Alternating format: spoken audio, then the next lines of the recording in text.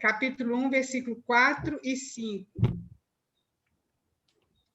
A mim me veio, pois, a palavra do Senhor, dizendo: antes que eu te formasse no ventre materno, eu te conheci. E antes que saísse da madre, te consagrei e te constituí profeta às nações. Vamos orar, então, para a gente começar? Senhor, nós agradecemos pela tua palavra, Deus, pelo privilégio que nós temos, Senhor, de ter essa palavra diante de nós. E pedimos mesmo, Senhor, que o Senhor possa falar através dessa palavra, Senhor, ao nosso coração. Que a gente possa, nesse dia, Senhor, aprender a te amar mais, te conhecer mais, Senhor, que o Senhor possa ganhar o nosso coração cada dia mais. Obrigada pela vida das irmãs que estão aqui, Senhor, e que realmente, ó Deus, o Senhor possa usar a tua palavra conforme a tua vontade. Em nome de Jesus. Amém. Amém. Então, meninas, eu dei uma tarefinha, né? Não sei quem conseguiu fazer. Alguém quer falar aí? Se conseguiu? Dona Raquel, eu não sei se está certo, né? Ah. A senhora pediu o episódio no Novo Testamento que lembra Jesus. A primeira foi a passagem sobre a profecia, né? Isso. Eu vi em Jeremias 33, 15 e 16. Não sei se seria... eu também. É isso mesmo. Pode ler. Mas as outras duas eu não consegui. Tá. 33, 15. Naqueles dias e naquela época farei brotar um renovo justo da linhagem de Davi. Ele fará o que é justo e certo na terra. Naqueles dias Judá será salva e Jerusalém viverá em segurança. E este é o nome pelo qual ela será chamada. O Senhor é a nossa justiça. Amém. É isso mesmo, Cíntia. É esse. E a outra, o episódio no Novo Testamento que lembra Jesus... Eu achei mais difícil de achar, mas eu vi lá em Apocalipse 21, 1 e 8. É isso? Em Apocalipse 21, 5, lá fala que estou fazendo... Como, né? Estou fazendo nova todas as alianças, todas as coisas. Seria isso? Como? Olha, não, seria... bom, isso aí também foi claro que fala sobre Jesus, né? Tá certo, sim. E em que eu pus Apocalipse 21, 6, que ele é a fonte da água viva. Isso. Esse eu fiquei na dúvida dessa resposta. É porque lá em Jeremias 9, 1, aliás, deixa ver se alguém viu outra coisa aí diferente.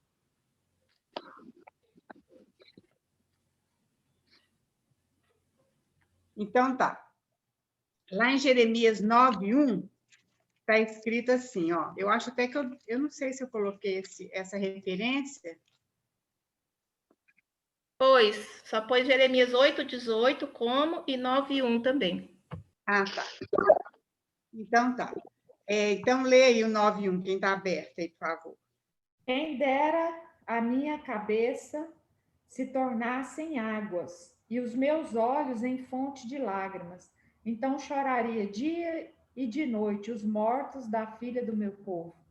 Então, isso aí, a gente lembra de quê? De Jesus. Alguém lembra de algum fato na vida de Jesus? Quando ele falava, Jerusalém, Jerusalém, não chore por mim, chore por teus filhos, como eu quis, né?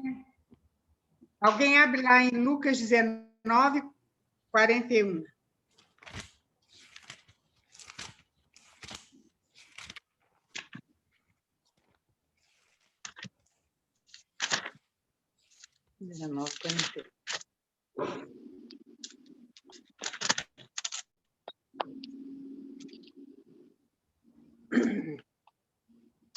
Quando Jesus ia chegando a Jerusalém, vendo a cidade, chorou por ela, dizendo: ah, se você soubesse ainda hoje o que é preciso para conseguir a paz. Mas isto está agora oculto aos seus olhos, pois verão dias em que seus inimigos cercarão você de trincheiras e apertarão o cerco por todos os lados e vão arrasar você e matar todos os seus moradores. Não deixarão pedra sobre pedra, porque você não reconheceu o tempo em que Deus veio visitá-la. Então, É esse texto aí, Jesus chorando por Jerusalém, né? Mas é isso mesmo, Cíntia, também, que você falou, certo? Alguém achou outra profecia sobre Jesus lá em Jeremias? Essa aí é Lucas o quê, dona Raquel? 19:41. Eu entendi 9, obrigada. Fala que é Jeremias 9:1 e Lucas 19:41, que fala que Jesus chorou, né? Quando ele viu Jerusalém, ele chorou. Alguém achou outra profecia em Jeremias, além da 33:15? Alguém achou outra? Lá em Jeremias 23:5-8, tem outra profecia. Alguém pode abrir para nós ler, por favor?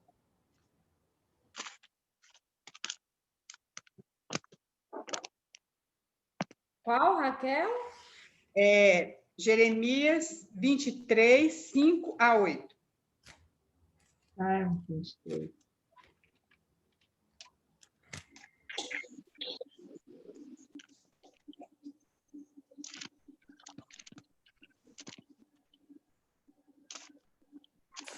Dias virão, declara o Senhor, em que levantarei para Davi um renovo justo, um rei que reinará com sabedoria e fará o que é justo e certo na terra. Em seus dias Judá será salvo, Israel viverá em segurança, e este é o nome dele pelo qual será chamado: o Senhor é a nossa justiça. Isso. É praticamente a repetição daquilo que a gente viu lá, né, no 35, né? No 33:15. Isso, queridos, é isso mesmo. Ô, Joyce, se você puder colocar aí os slides, seria bom. Parece que está dando um eco, não sei. Vocês estão ouvindo bem? Sim. Estamos. Muito bem. Então, Jeremias é o profeta do amor, né? Nós vamos ver por que ele é o profeta do amor. E aí, como a gente está vendo Jesus em todos os livros, né, da Bíblia, desde Gênesis, Jesus é o profeta que chora. A gente viu também como Jeremias chorou por causa do povo, né, do pecado do povo. Pode passar, por favor, Joyce.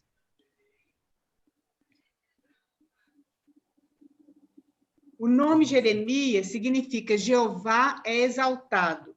A época que nós vamos ver que a época que Jeremias viveu foi uma época de muito pecado no Reino do Sul. O Reino do Norte já tinha sido levado cativo para a Síria e ficou o Reino do Sul, que era a tribo de Judá e de Benjamim. E eles estavam muito distantes do Senhor, adorando ídolos, embora eles achassem que não estivessem. Nós vamos ver depois. E aí, então, Jeremias realmente, o tempo todo da vida dele, ele exaltou o Senhor no meio daquela geração corrupta, né? Ele profetizou por mais de 40 anos. Ele profetizou no reinado de Josias, que foi um bom rei, Jeoacás, Joaquim e Zedequias. Esses outros 4 foram reis maus. Só Josias foi um rei bom. E os profetas contemporâneos de Jeremias foram Sofonias, Abacuque, Daniel, Ezequiel e talvez Obadias. Ele era filho de Ilquias, não foi o Ilquias que achou o livro da lei na época lá de Josias, foi outro Ilquias, um sacerdote. E ele deveria ter entre 16 e 20 anos quando recebeu o chamado do Senhor. A primeira vez que Jeremias é citado é lá no reinado de Josias, é segundo Crônicas 35:25. Alguém pode abrir para nós e ler?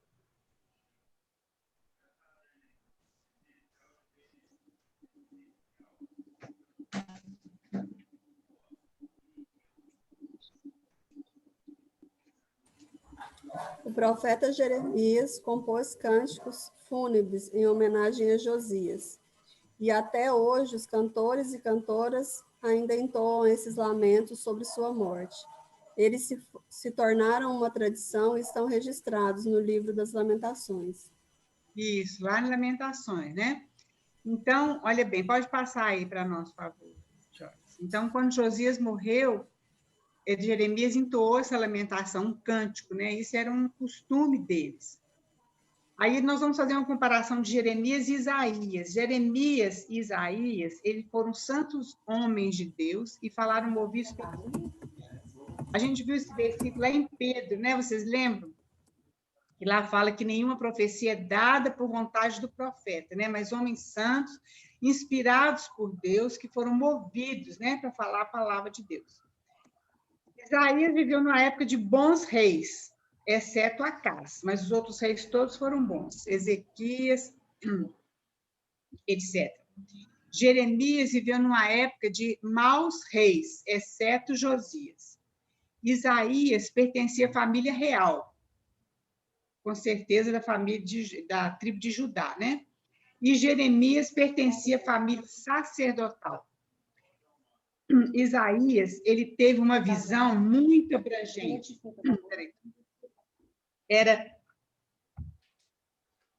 Os estudiosos falam que Isaías era como se fosse uma águia, ele tinha uma visão muito ampla, muito alta, diferente de Jeremias. Jeremias, ele foi mais focado, as profecias dele foram mais focadas em Judá e Jerusalém, embora tenha algumas profecias referentes a outros reinos, mas Jeremias era como fosse assim, o profeta assim, do povão, assim, junto com o povo, né?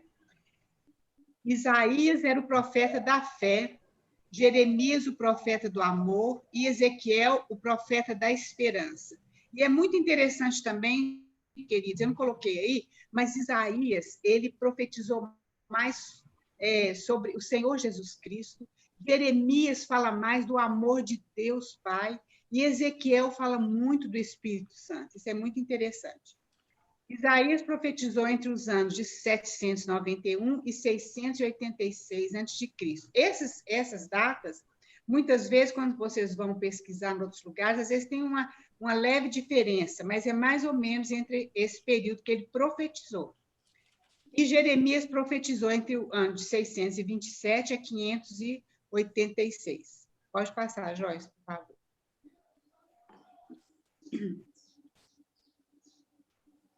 No reinado de Josias, houve uma reforma. Eles acharam o livro da lei debaixo dos escombros no templo. O reinado de Josias veio depois do reinado de Manassés. Teve um rei Amon também, que foi muito ruim, mas Manassés foi o pior rei de Israel. E Josias, então, ele começou a reinar com 8 anos de idade. É claro que ele tinha um tutor dele, mas ele depois, com mais ou menos com 16 anos, ele teve assim, ele realmente teve assim uma busca pela vontade de Deus. E ele então começou a mandar reconstruir, a reformar o templo que estava assim em escombros. E debaixo daqueles escombros eles acharam a palavra de Deus. E isso é uma lição muito grande para nós, como a gente tem falado, que todo avivamento ele começa com a palavra de Deus, toda reforma começa com a palavra de Deus. Então, o Josias ele foi um dos reis que fez uma reforma mais profunda ali no reinado dele, lá em Judá, né? No Reino do Sul. E foi muito importante, porque ele achou essa palavra e ele se humilhou diante de Deus, rasgou as suas vestes e clamou ao Senhor, né? Porque ele viu que eles estavam totalmente fora da vontade de Deus. E Deus, então, falou com ele, olha, não vai acontecer a destruição do povo no seu reinado, mas mais para frente, sim. Porque Deus sabia que aquela reforma atingiu poucos corações, não atingiu a nação inteira. Nós vamos ver aqui em Jeremias, né? Josias morreu em uma batalha com o Egito, naquela batalha de Megido, né? E Jeoaquim subiu ao trono. Quando esse rei subiu ao trono, com ele subiu a idolatria, a crueldade e a injustiça. Começaram a reinar com ele. Foi muito triste, porque ele acabou com aquela reforma, eles nem lembravam mais daquela reforma. E alguém há para nós em Jeremias 17:1.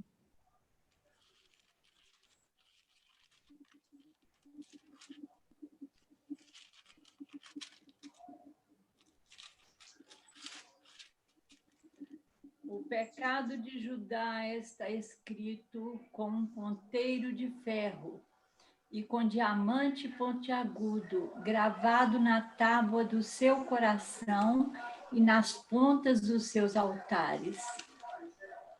Olha bem, o diamante é algo muito duro, né?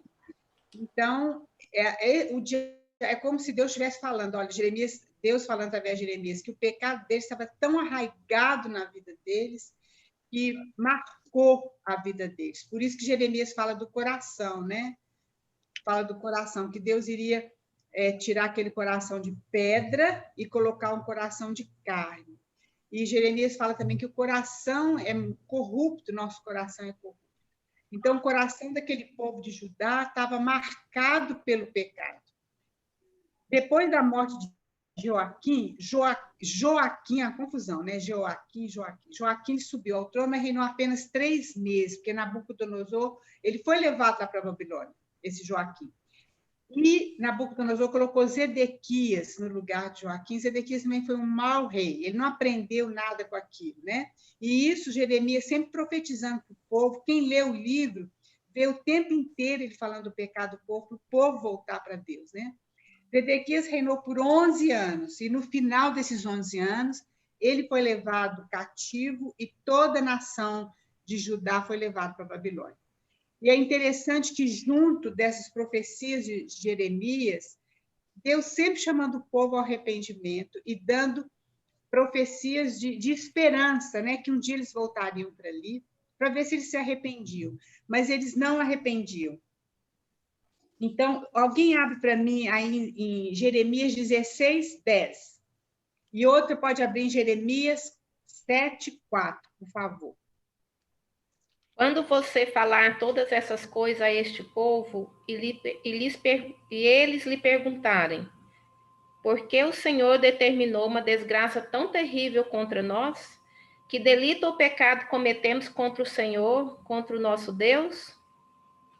Olha bem, eles achavam que eles estavam certos por causa desse versículo aí. Veja bem, Jeremias 7, 4. Eles achavam que eles estavam fazendo tudo certo, porque eles mantinham a aparência, mantinham as coisas exteriores, mas o interior estava apodrecido totalmente pelo pecado. Alguém lê para nós, Jeremias 7, 4.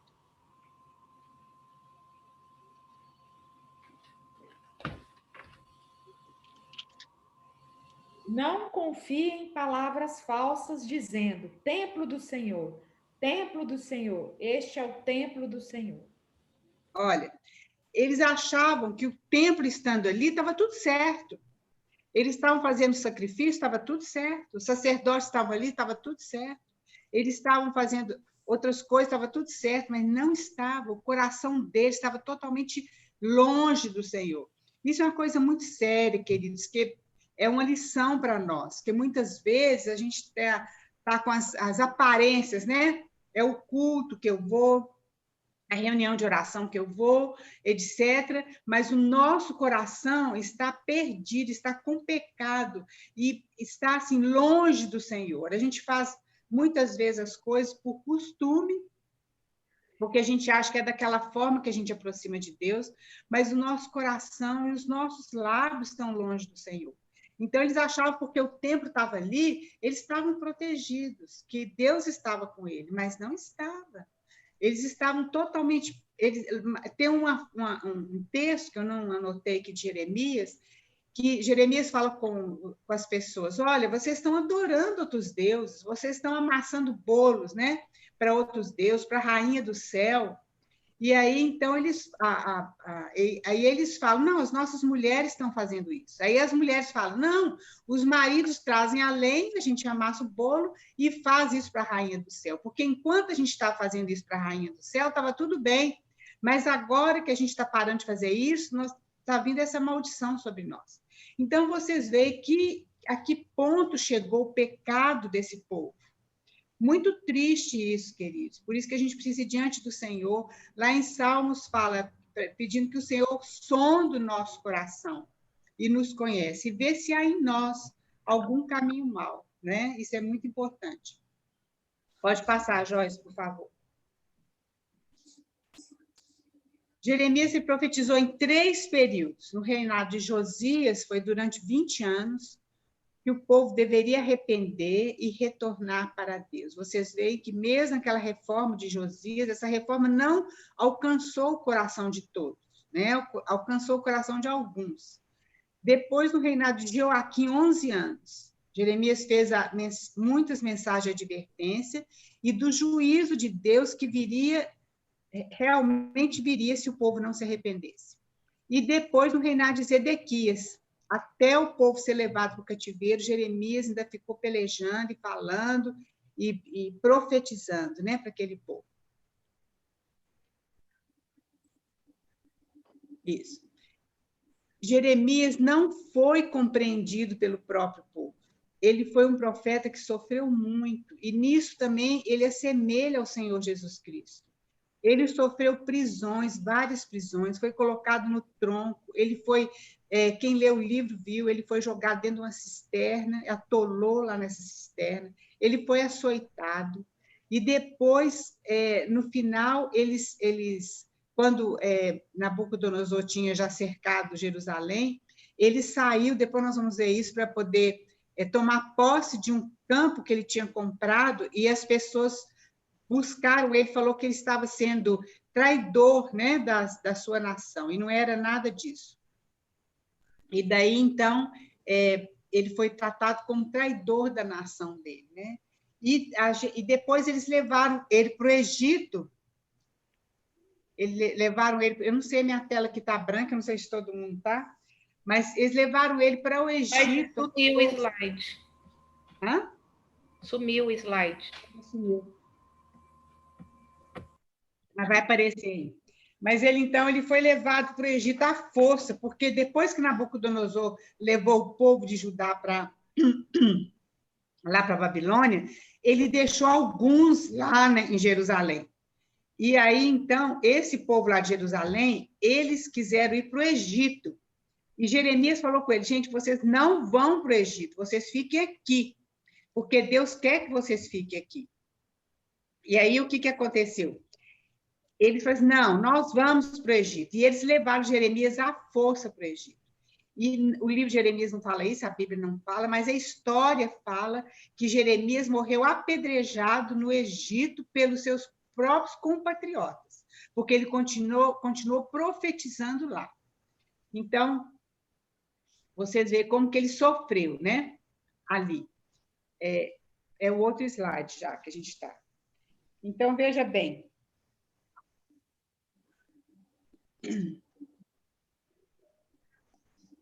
Vamos para frente, então. Dona Raquel, a internet deu uma parada aqui, aí eu tive que reiniciar os slides.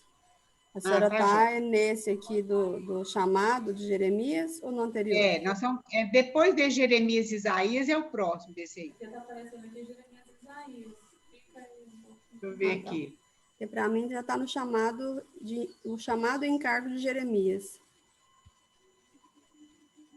Não. O meu não está passando. Não passou? Não, para mim aqui não passou. Não, está Jeremias e Isaías. Não, meus... Agora foi. Agora está? Agora está. Obrigada, Joia.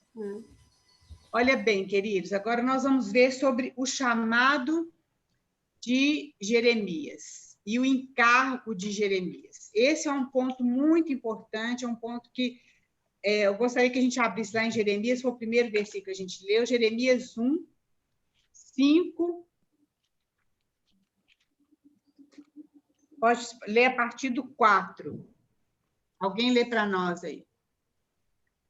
A mim me veio, pois, a palavra do Senhor, dizendo: antes que eu te formasse no ventre materno, eu te conheci, e antes que saísses da madre, te consagrei e te constituí profeta das nações, às nações. Então lhe disse eu: Senhor Deus, eis que eu não sei falar, porque não passo de uma criança. Mas o Senhor me disse: não digas, não passo de uma criança, porque a todos a quem eu te enviar, irás. A todos a quem eu te enviar, irás, e tudo quanto eu te mandar, falarás. Continua? Isso, não, tá bom até aí.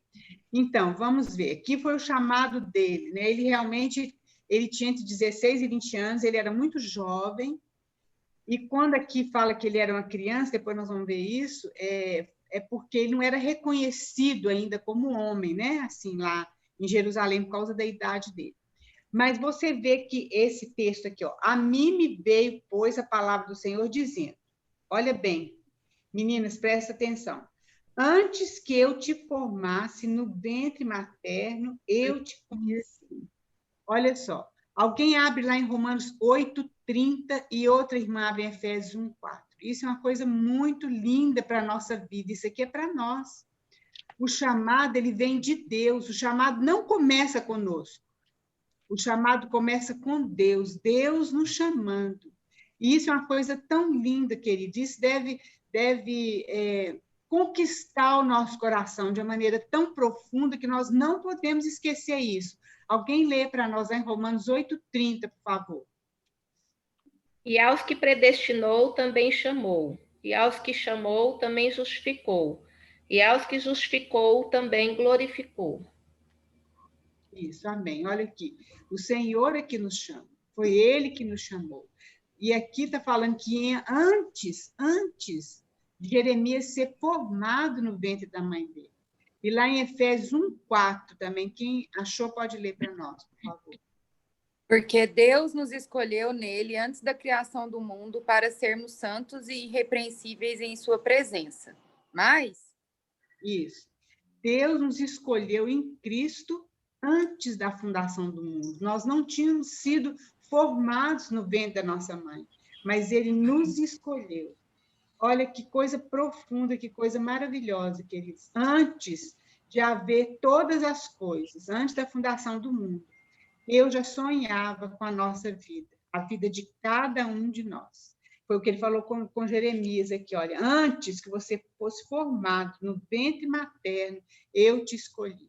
E ele fala isso hoje, no coração de cada uma de nós que está aqui. Nós não podemos esquecer isso, querido, de forma nenhuma. O Senhor nos escolheu e nos chamou antes que o mundo existisse, porque Ele tem um propósito na nossa vida. Isso é algo muito forte, muito importante. Nós não viemos por acaso. Deus tem um plano na nossa vida, né? E Deus nos consagrou. Alguém lê lá em João 15:16.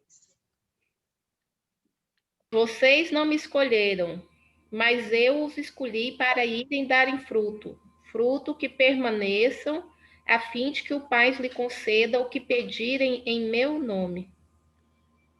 Olha bem, Jesus está falando aqui, não foram vocês que me escolheram. Nós achamos que é claro que a gente faz uma decisão, né, por Jesus, mas antes disso, Deus já tinha nos escolhido, para que a gente vá e dê fruto, o nosso fruto permaneça, né? Então, e esse fruto é isso mesmo, esse fruto é a vontade do Senhor Jesus na nossa vida, né? Sendo realizada. E Ele nos preparou para si mesmo. E Deus nos constituiu, né? Foi o que ele fala aqui, em 1:5, olha bem. Antes que eu te formasse no ventre materno, eu te escolhi, eu te conheci. E antes que saísse da madre, te consagrei e te constituí profeta às nações. Deus já deu um encargo para Jeremias, antes de Jeremias ser gerado no ventre da mãe dele. E para nós, queridos, é a mesma coisa. Não tem diferença. Alguém abre lá em Gálatas 1:15. Mas Deus me separou desde o ventre materno e me chamou por sua graça, quando lhe agradou revelar o seu Filho em mim, para que eu anunciasse entre os gentios. Olha bem, Paulo fala a mesma coisa, que Deus tinha separado Paulo no ventre da mãe dele, olha bem. E Paulo, até chegar naquilo, ele foi perseguidor da igreja e tal, mas Deus foi levando Paulo até cumprir o propósito dele. Isso é uma coisa muito importante, queridos, e isso deve ganhar o nosso coração. E nós devemos estar humildemente diante do Senhor, para saber o que o Senhor quer de nós.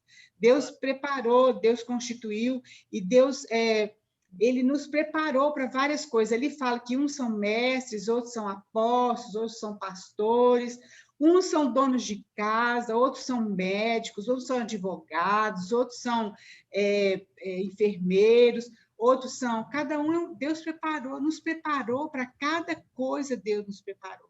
para que o nome dele fosse glorificado através da nossa vida. Uns foram escolhidos como arquiteto, né, Lana? E cada um foi escolhido para uma coisa, para professor, eu não sei, para mestre. Deus nos escolheu e nos separou, para que a glória dele seja manifestada através da nossa vida. Muitas vezes a gente pensa, mas eu não sei, não sou nada, como Jeremias fala aqui, né? Eu não sei falar, não sou nada. Mas Deus tem um propósito na vida de cada um de nós.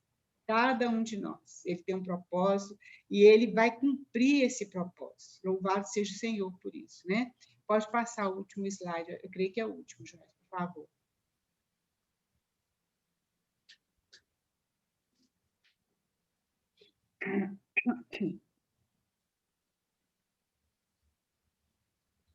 Bom, deixa eu falando aqui enquanto está tentando aí. Já lá passei, em Jeremias... tá? já passou? Obrigada. Deve estar chegando aí. Tá. Então, a Vera já leu Jeremias 1:6, né? Quando ele fala, eu não passo de uma criança, eu não sei falar. Então, queridos, olha, é muito interessante isso, porque quando a gente acha que a gente sabe alguma coisa, ou que a gente está pronto para realizar o trabalho de Deus, é porque a gente não está pronto ainda. Porque quando a gente acha que a gente pode falar muita coisa, Deus não pode falar, é só a gente que vai falar. Então, quando a gente fala que o chamado vem de Deus, ele que nos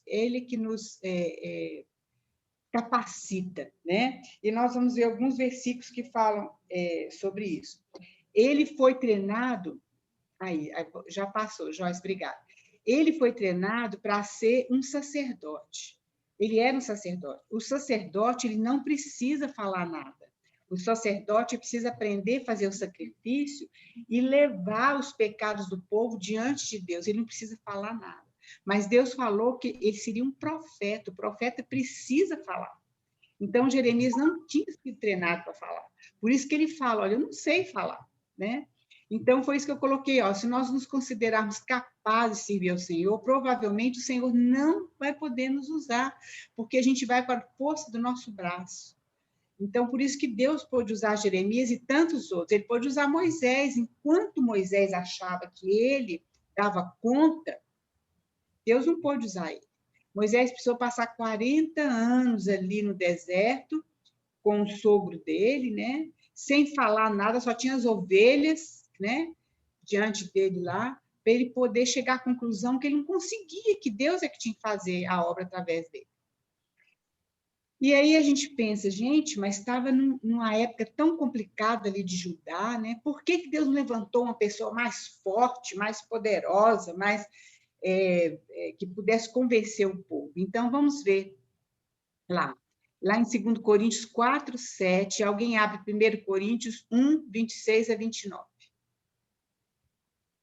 4:7. Mas temos este tesouro em vasos de barro, para mostrar que este poder, que a tudo excede, provém de Deus, e não de nós. Isso. Olha bem, tem um trecho aqui em Jeremias, lá em Jeremias, deixa eu ver se eu notei aqui, Jeremias 32, a cidade já estava cercada pela Babilônia, pelo pessoal da Babilônia, né? pelos oh meu Deus, os oficiais lá, né? Os guerreiros lá da Babilônia. E Deus fala com Jeremias, a Jeremias, você vai e compra um campo em Anatote, que era o lugar onde Jeremias tinha nascido. Veja bem, Jeremias já tinha profetizado que aquela nação, que Judá ia ser tomada pela Babilônia, que Judá ia ser arrasada pela Babilônia. Não era hora de comprar campo nenhum. Como que Deus faz uma proposta dessa para Jeremias? Olha que coisa impressionante. Jeremias obedeceu, ele comprou e ele colocou aquela escritura dentro de um vaso de barro, colocou aquela escritura selada dentro de um vaso de barro. Olha bem, queridos, isso é uma figura muito linda também, porque, infelizmente, o mundo, nós demos esse mundo para o inimigo, né? Deus mandou a gente cuidar.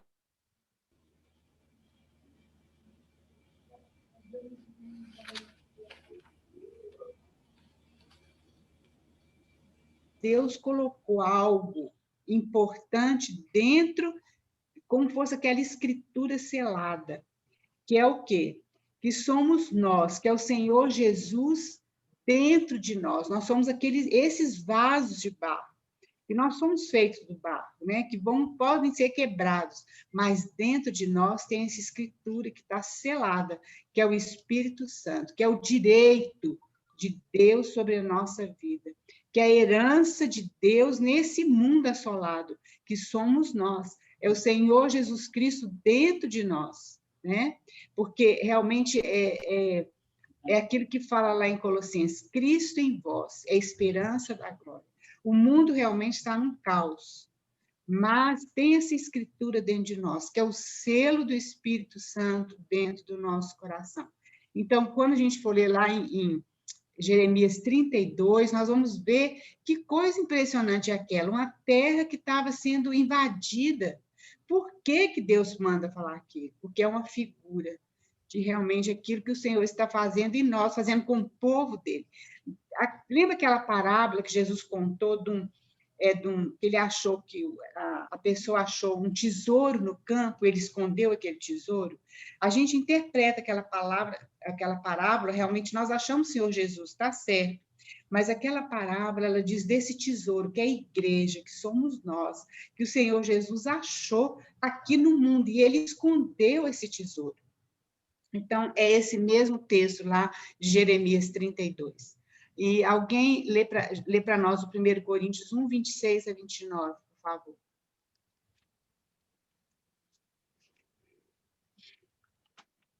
Irmãos, reparai, pois, na vossa vocação, visto que não foram chamados muitos sábios segundo a carne, nem muitos poderosos, nem muitos de nobre nascimento.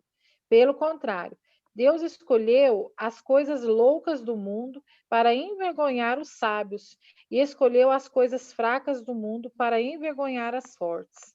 E Deus escolheu as coisas humildes do mundo e as desprezadas, e aquelas que não são, para reduzir a nada as que são, a fim de que ninguém se vanglorie na presença de Deus.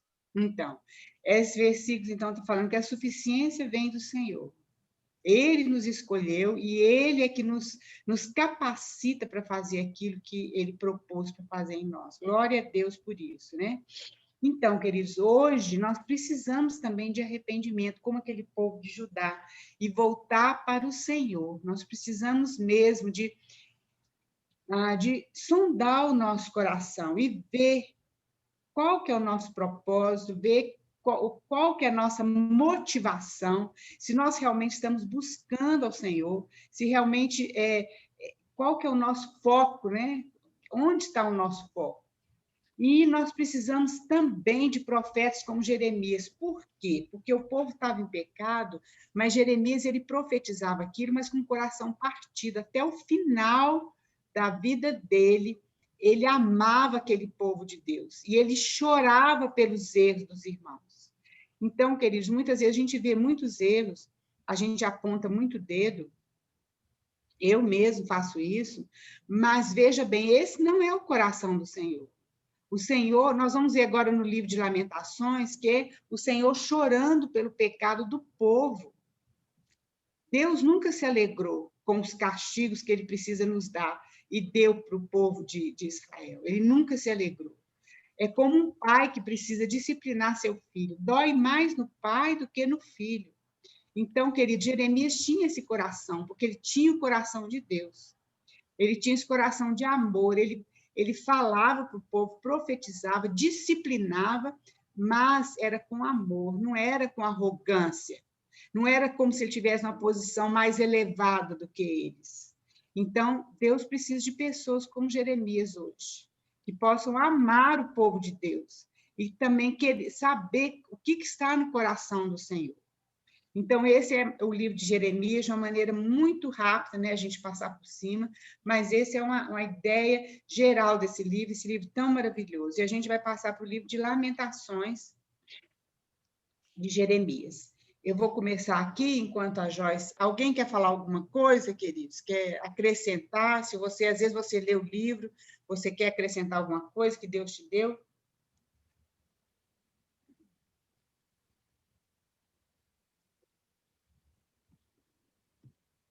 Então, você não fica acanhada, não fica tímida. Jeremias era muito tímido, né? Eu acho que não tem mais slide, não. Nesse até o 7 mesmo. Jeremias era muito tímido. Muitas vezes a gente fica com timidez, mas se você estiver lendo, né? Não, é isso mesmo. Se você estiver lendo alguma coisa e Deus colocar no seu coração, é o tempo de você compartilhar conosco, né? Então, nós vamos começar com Lamentações. Lamentações de Jeremias é um livro muito interessante e um livro muito lindo. Ele é um livro poético. E a gente fala Lamentações de Jeremias, embora nada possa provar que é de Jeremias, mas na Septuaginta esse livro foi colocado, pode passar, é a mesma coisa, Jesus, Deus de misericórdia e Jesus, o profeta que chora, né? O livro de Lamentações é chamado de como, porque a primeira palavra, vocês podem abrir Lamentações e ver que é a primeira palavra em hebraico que começa o livro. Mas os rabinos chamam esse livro de Lamentações e leem esse livro toda sexta-feira no Muro das Lamentações. Lá em Jerusalém tem esse Muro das Lamentações, vocês já devem ter visto a foto, é uma parte do que sobrou do Templo de Salomão, né? E eles estão sempre lá, eles fazem aqueles movimentos, colocam os pedidos dele entre as pedras, e eles toda sexta-feira, os rabinos, né? E os ortodoxos, judeus ortodoxos, eles vão lá e leem esse livro lá. Mas na Septuaginta há um prefácio assim, olha, a Septuaginta foi quando o Antigo Testamento foi traduzido para o grego, né? Uns 100 e tantos anos antes da vinda de Jesus. Fala assim, após Israel ter sido levado ao cativeiro e Jerusalém ter se tornado desolada, Jeremias assentou-se e chorou, lamentando com essa lamentação. Isso que inicia o livro de Lamentação. Por isso que a gente fala Lamentação de Jeremias. Jeremias, ele viu, ele estava sentado num campo, tem um lugar lá que chama Gruta de Jeremias, que eles acreditam que era ali que Jeremias estava, e de lá ele podia ver a cidade pegando fogo. E ele podia ter falado assim, bem feito, eu falei, né? Ninguém quis ouvir, agora bem feito. Mas não, ele chorava por aquilo, porque ele sabia que aquela cidade era o testemunho de Deus aqui na terra, queridos. Antes de Judá ser levado cativo para a Babilônia, na Bíblia vocês podem ver, Deus era chamado Deus dos céus e da terra. Depois que o povo foi levado cativo, que o templo foi destruído, é só falar Deus dos céus, porque o testemunho de Deus desapareceu aqui na terra. Então, isso é uma coisa muito triste. Jeremias, então, chorava. E eles falam também, a história fala, né, que esse lugar que Jeremias estava foi exatamente o lugar onde Jesus foi crucificado. Era o Monte da Caveira, né, que eles falam, Gólgota.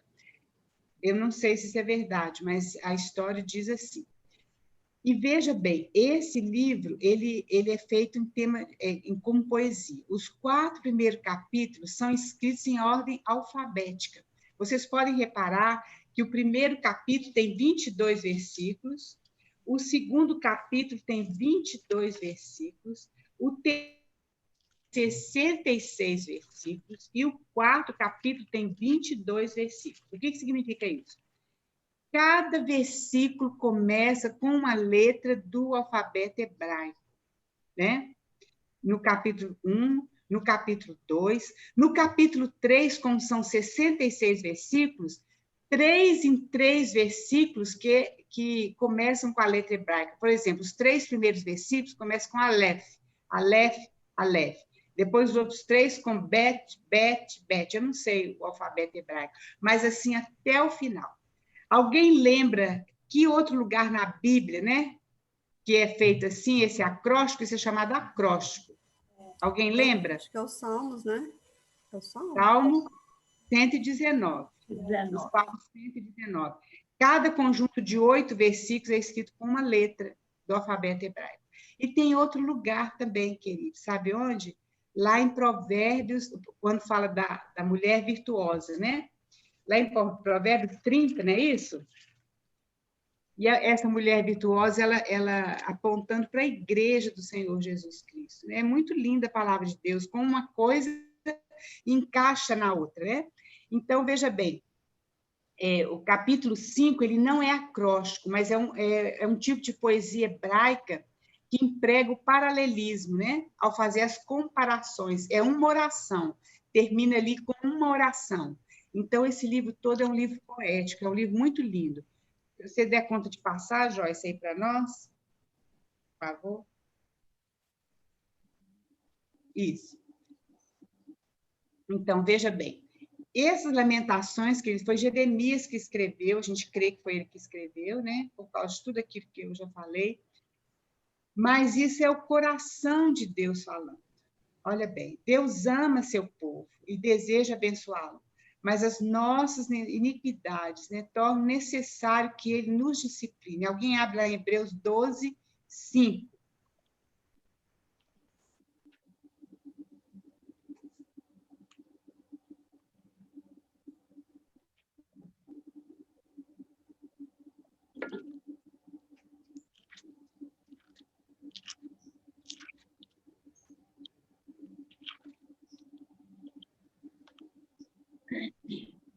E estáis esquecidos da exortação que, como filhos, discorre convosco?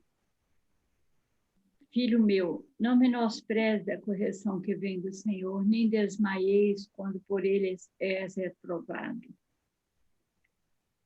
Pode ler o 6 também.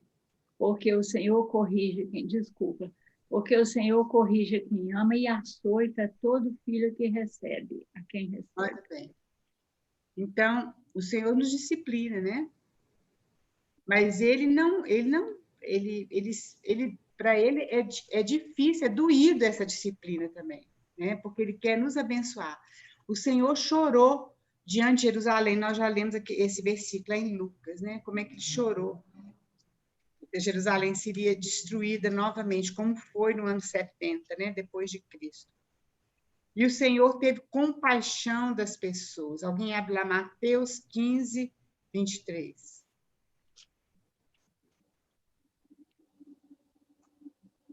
Mas Jesus não lhe respondeu palavra.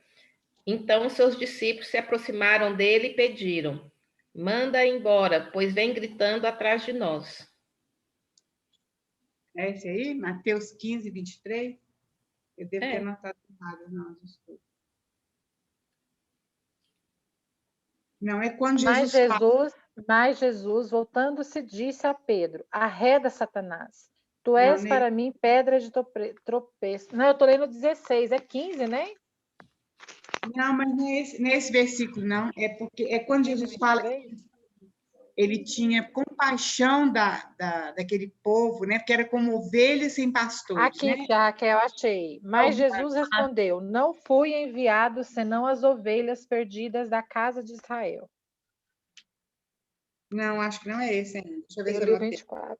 Ele, porém, não lhe respondeu palavras dos discípulos. Desculpa, gente, para variar, toda aula eu anoto. Mas é a parte das ovelhas, Raquel. Eu li foi o 24.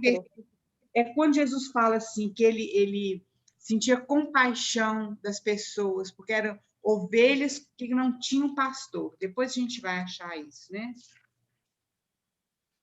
Deixa eu ver. Esse aqui é da mulher da Cananeia. Mateus 15, 23. É porque eu não anoto no meu caderno, às vezes anoto só na minha anotação lá, e aí fica assim. Mas depois a gente acha aí. Vamos continuar. Agora, as misericórdias do Senhor, né? A gente gosta muito de usar esse versículo, é um versículo muito lindo, né? Começa lá. Ovelha. Lamentações 3. Pode começar do versículo 21. Alguém lê o versículo 21 aí. Tá, Raquel, o versículo que ela estava procurando é o Mateus 9, 36. Nossa, será que eu não tenho tão diferente? Mateus Esse 9. mesmo, Raquel. 36. Aqui, vendo ele...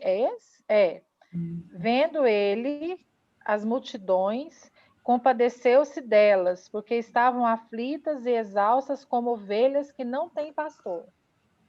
Isso mesmo. É isso mesmo, gente. Olha, desculpa aí, viu, de novo. Nossa, esse aí foi totalmente diferente. Vendo ele as multidões, compadeceu-se delas, que estavam aflitas e exaustas, como ovelhas que não têm pastor. É isso mesmo, queridos. O Senhor tem compaixão por esse povo, né? Por esse mundo. E o que culmina isso aí, queridos, é lá na crucificação, quando Jesus falou assim, Pai, perdoa, porque eles não sabem o que eles estão fazendo. Vocês já imaginaram? Isso é a compaixão de Jesus. Então, quando a gente for ler esse livro de Lamentações, nós vamos lembrar que isso aí são as lamentações do Senhor mesmo, com relação ao pecado do povo, ao pecado do homem, né? O homem que não sabe para onde está indo, o que ele está fazendo. Então, vamos ler, então, esse Lamentações, para a gente terminar, vamos ler aqui, Lamentações 2, a partir do versículo 21.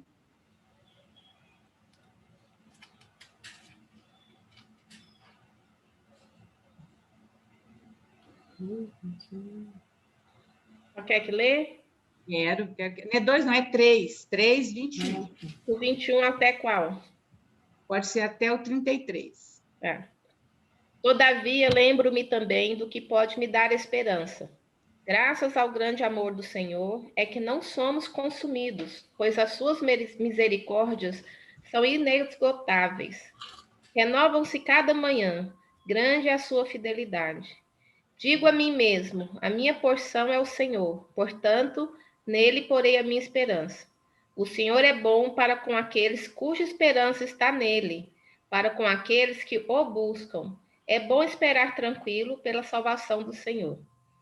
É bom que o homem suporte o jugo enquanto é jovem. Leve-o sozinho e em silêncio, porque o Senhor o pôs sobre ele. Põe o seu rosto no pó, talvez ainda haja esperança. Ofereça o rosto a quem o quer ferir e engula a desonra, porque o Senhor não o desprezará para sempre. Embora ele traga tristeza, mostrará compaixão, tão grande é o seu amor infalível, porque não é do seu agrado trazer aflição e tristeza aos filhos do homem. Dos homens. Bem.